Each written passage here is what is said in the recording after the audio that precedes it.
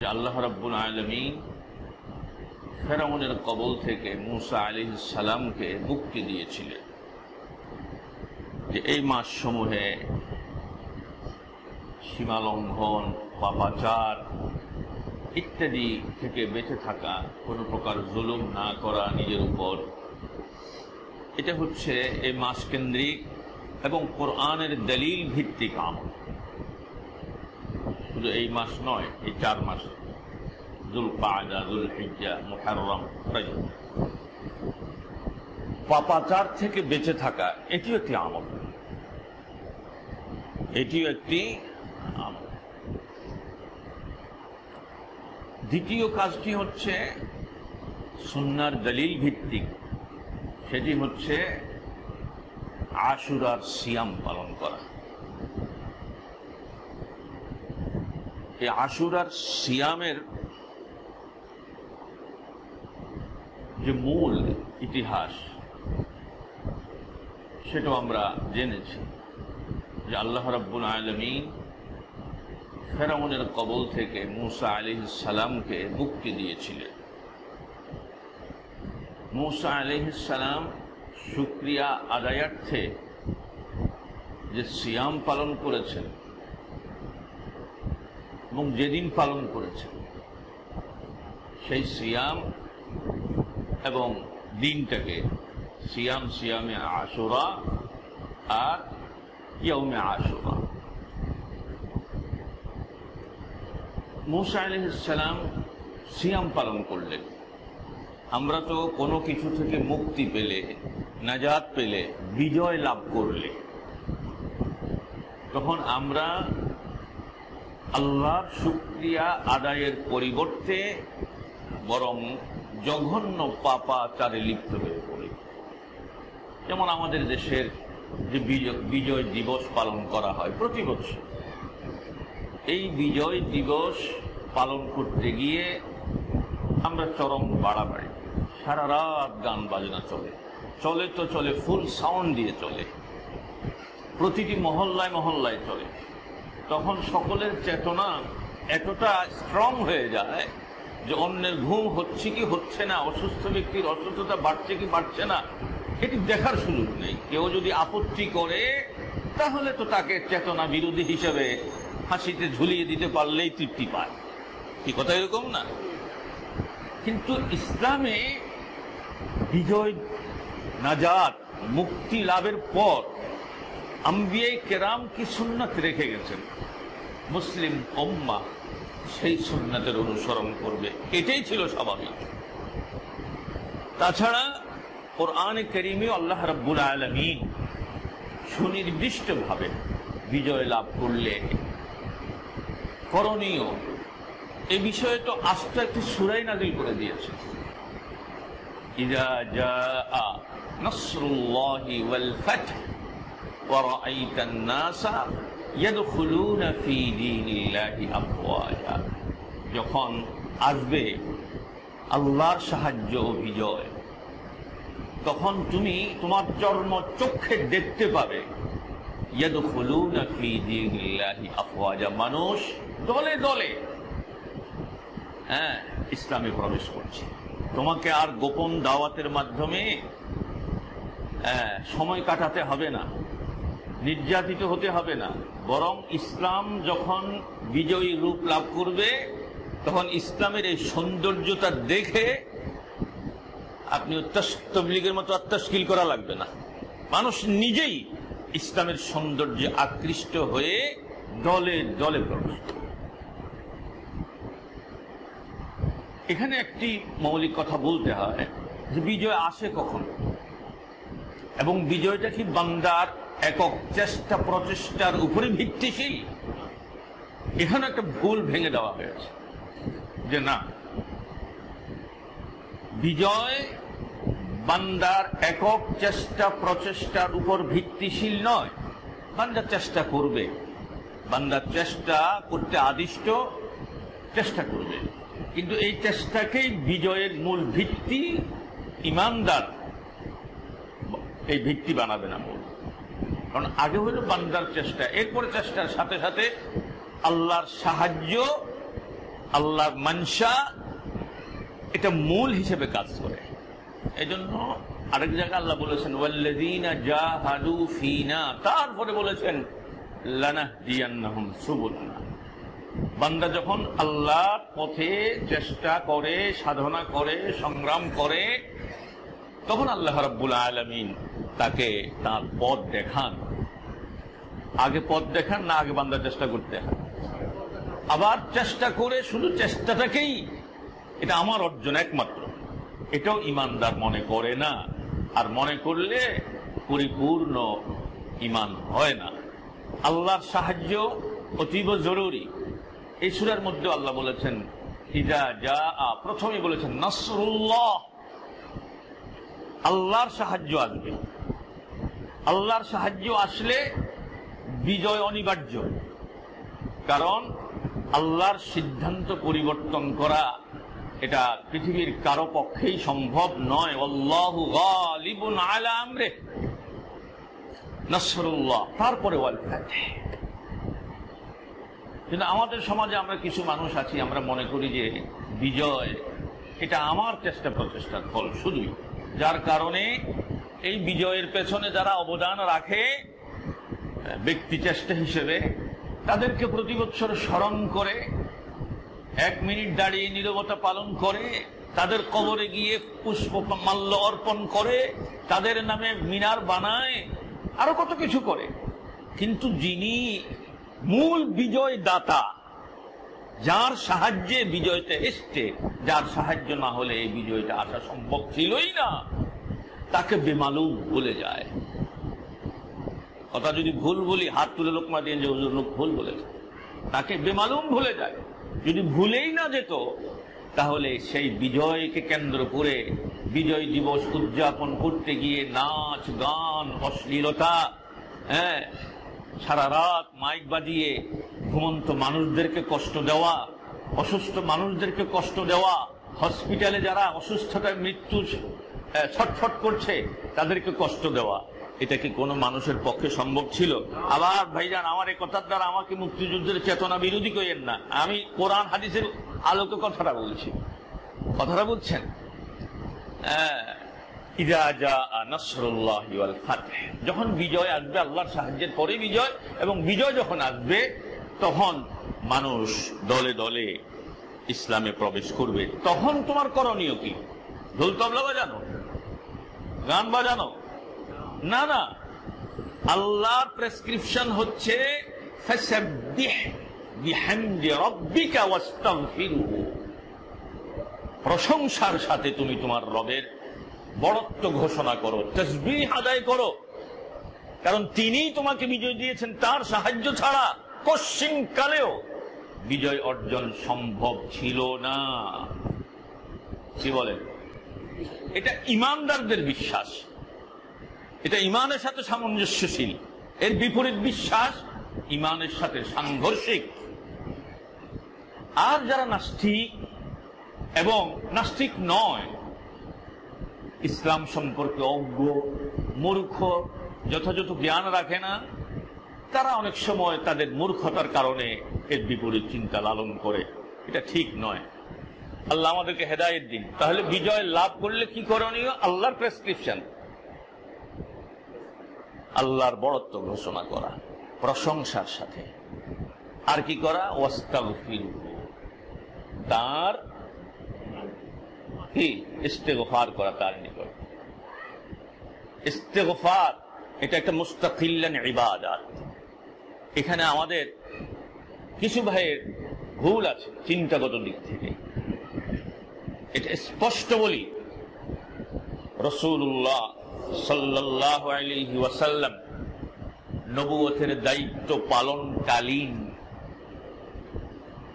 কেউ কেউ এই জাতীয় তাফসীর করেছেন, ব্যাখ্যা করেছেন। এই ব্যাখ্যা কুল্লু বানি আদম খাত্তা, মানুষ মাত্রই ভুলকারী। ভুল হতে পারে, কিন্তু আপনি আমি যার অনুসরণ করছি তাকে নির্ভুল মনে করা, তিনি ভুল করতে পারেন না, ওনার প্রত্যেকটি কথা, দাড়ি, কমা, সেমিকোলন সহ সবটাই ওহীর নাই বিশুদ্ধ, এমনটি মূর্খরাই মনে করতে পারে, ইসলাম সম্পর্কে, দিন সম্পর্কে যাদের ন্যূনতম ইলম আছে তারা এটা মনে করতে পারে না। কারণ আল্লাহ রাসূল বলেই দিয়েছেন, কুল্লু বনি আদম খাতা। নবী রাসূলদেরকে আল্লাহ রাব্বুল আলামিন বিশেষ দয়ায় তাদেরকে হেফাজত করেছেন। ওখানে একটু লম্বা আলোচনা আছে, ওইদিকে মূল বিষয় না। ওয়াস্তাগফিরহু, এখানে আপনি নবুয়তের দায়িত্ব পালনকালীন বা আপনার উপরে অর্পিত দায়িত্ব পালনকালীন যে সকল ভুল ত্রুটি হয়েছে সেজন্য আল্লাহর কাছে ক্ষমা চান। আমি এক ভাইকে বলেছিলাম, আপনি নবুয়তের দায়িত্ব পালনকালীন যে সকল ভুল ত্রুটি করেছেন এটা এই সূরার কোন শব্দ থেকে নিয়েছেন, আমাকে সেটা বলে নাই। ওয়াস্তাগফিরু তার কাছে ক্ষমা চাওয়া, কিন্তু নবুয়তের দায়িত্ব পালনকালীন সময় আপনার ভুল ত্রুটির জন্য আপনি ক্ষমা চান। এই যে নবুয়তের দায়িত্ব পালনকালীন সময় আপনি আপনার ভুল ত্রুটির জন্য, এটা এই সূরার কোন লফজ থেকে, কোন অর্থ থেকে নিয়েছেন, কোন মুফাসসির করেছে? ইবনে কাসির করেছে বা জগৎ বিখ্যাত যে সকল মুফাসসিরিন কেরাম যারা তাফসীর জগতের কদওয়া হয়ে আছেন তারা করেছেন না? এখন বলেন, যদি এই অর্থটা করা হয় যে আপনি আপনার নবুয়তের দায়িত্ব পালনকালীন ভুল ত্রুটির জন্য ক্ষমা চান, তাহলে এর দ্বারা বোঝা গেছে নবুয়তের দায়িত্ব পালনকালীন ভুল ত্রুটি হয়েছে কি? তাহলে আমরা ওনার থেকে যে দিনটা পেয়েছি এটা একবারে 100% পিওর না, ভুল ত্রুটি মিশ্রিত। কথা এরকম দাঁড়ায় না, মানে দাঁড়ানোর সুযোগ আছে তো। এই জন্য এখানে মূল কথা ইস্তিগফার, এটি একটি অন্যান্য তাসবিহাত, তাহলিলাত, তাহমিদাতের ন্যায় এটাও একটি ইবাদত। আর ইস্তিগফারের জন্য গুনাহ করা লাগে না, যে গুনাহ করে ওই যে আমি ইস্তিগফার কেন হবো, একজন আমার জিজ্ঞাসা হুজুর পড়ছে নামাজ, বালা কাজে না করছে, আল্লাহকে সেজদা দিছে, রুকু করছে, এরা তো গুনাহ করে না, সালাম ফিরাই আপনারা আস্তাগফিরুল্লাহ কম, তো এটা বুঝে ধরে না। এটা মোটামুটি চিন্তা মিলছে, কারণ এর ভিতরে ডাকছে, মাথার ভিতরে ডাকছে গুনাহ করলে তারপরে না আস্তাগফিরুল্লাহ কম। এখন তো নামাজ তো গুনাহ না। তখন বললাম, ভাইজান আপনার মোটামুটি মেধার প্রশংসা করতে হয়, আপনার কিয়াসের প্রশংসা করতে হয়। না ভাই, সালাত দুইটা অর্থ, একটা হচ্ছে সালাতের পরে আল্লাহ রাসূল সাল্লাল্লাহু আলাইহি ওয়াসাল্লাম এভাবে ইস্তিগফার করেছেন, আমরা আল্লাহ রাসূলের সুন্নাহর অনুসরণ করছি। আর কোরআনে আল্লাহ বলছেন ইস্তিগফার করার জন্য, আল্লাহ রাসূল বলেছেন ইস্তিগফার করার জন্য, এটা কি ইবাদত।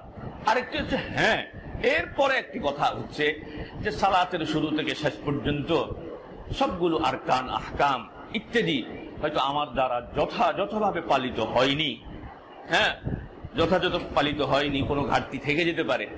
সার্বিক দিক মিলে মূল কথা হলো ইস্তিগফার আল্লাহর একটি ইবাদত।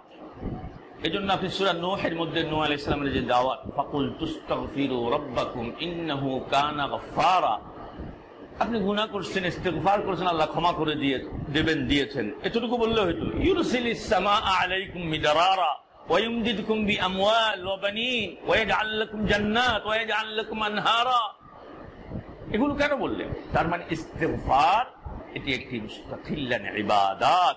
এখানে কি যে বিজয় অর্জিত হলে পরে আপনি আল্লাহর প্রশংসার সাথে তাসবিহ আদায় করুন আর তার নিকট ক্ষমা চান। কেন? আপনার ভুল হয়েছে, মূল কথা এখানে এটা না, এটা একটা ইবাদত।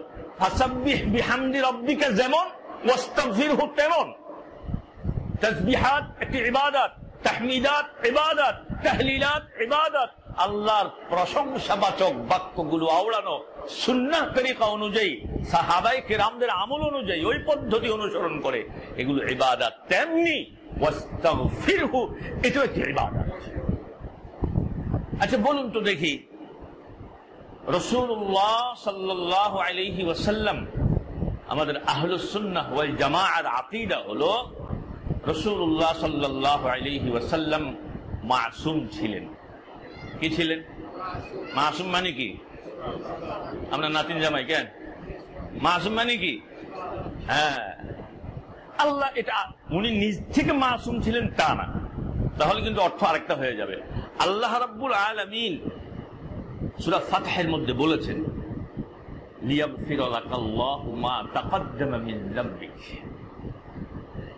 অন্যান্য দলিলের আলোকে মানুষ হিসাবে যতগুলো ইয়ে আছে আল্লাহ সব কিছু ক্ষমা করে দিয়ে উনাকে কি করেছেন, পরিশুদ্ধ করেছেন। তিনি দৈনিক একটা ইবারতে এসছে 70 বার ইস্তেগফার করতেন, আরেকটি ইবারতে এসছে কতবার, 100 বার ইস্তেগফার করতেন। কি গুনাহ করে? 70 বার ইস্তেগফার করেছে, 70 বার গুনাহ করছে, 100 বার ইস্তেগফার করছে, 100 গুনাহ করে। বিষয়টা কি এরকম না, এটি একটি ইবাদত। বলতেছিলাম যে বিজয় অর্জিত হলে পরে উম্মাহ তথা মুসলিমের করণীয় হচ্ছে আল্লাহর প্রশংসা করা। আল্লাহ রাব্বুল আলামিন আমাকে এই বিজয় দান করেছেন, আল্লাহ রাব্বুল আলামিন আমাকে এই রোগ থেকে মুক্তি দিয়েছেন, আল্লাহ পাক আমাকে এই বিপদ থেকে মুক্তি দিয়েছেন, আল্লাহ পাক আমাকে এই সাহায্য করেছেন, সবকিছুর ফাসাব্বিহ বিহামদি রাব্বিক। এরপরে ইস্তিগফার, তাকে তার ইস্তিগফার করা। আমরা গুনাহগার, রাসূল মাসুম ছিলেন, 70-100 বার দৈনিক দৈনিক দৈনিক ইস্তিগফার করতেন। আর আমরা যারা আছি গুনার সাগরেই হাবুডুবু খাচ্ছি, হ্যাঁ, গল্প গুজব করে সময় কাটাচ্ছি, কিন্তু আমাদের মুখে আছে। সুতরাং সকলে আমরা ইস্তেগফার করব ইনশাআল্লাহ বলি। ঠিক অনুরূপ ভাবে মূসা আলাইহিস সালাম, তিনি ফেরাউনের কবল থেকে মুক্তি পেয়ে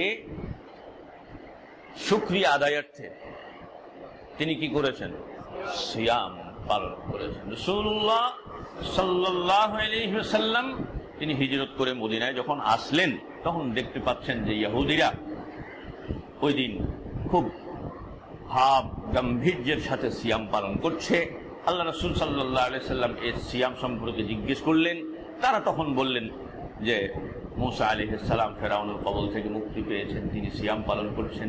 যেহেতু ইহুদিরা মূসা আলাইহিস সালামের অনুসরণের দাবি করে, এজন্য তাদের মধ্যে এই সিয়াম পালনের প্রচলন ছিল, তারা এই সিয়ামটা পালন করছে। আল্লাহ রাসূল সাল্লাল্লাহু আলাইহি ওয়াসাল্লাম তখন বলছেন, মূসা আলাইহিস সালাম এর আদর্শ অনুসরণের ক্ষেত্রে আমরা তোমাদের চাইতে অধিক নিকটবর্তী, অধিক হকদার। তিনি সিয়াম পালন করলেন, অন্যদেরকে সিয়াম পালনের আদেশ দিলেন, এবং যখন জানতে পারলেন, সাহাবায়ে কেরামদের কেউ বলল, ইয়া রাসূলুল্লাহ, ইহুদিরাও তো এই দিন অর্থাৎ 10ম তারিখে সিয়াম পালন করে। তখন আল্লাহ রাসূল বলছেন, তাহলে আমরা সামনের বছর থেকে একদিন নয় 2 দিন সিয়াম পালন করবো। কয়দিন? 2 দিন সিয়াম পালন করব। রাসূল নিজ থেকে আগ্রহ প্রকাশ করেছেন যে আগামী বছর যদি আমি বেঁচে থাকি, তাহলে 10-এর সাথে 9ম তারিখটি যোগ করব। এখন এখানে একটা শিক্ষা আছে আমাদের, মোটা দাগের শিক্ষা।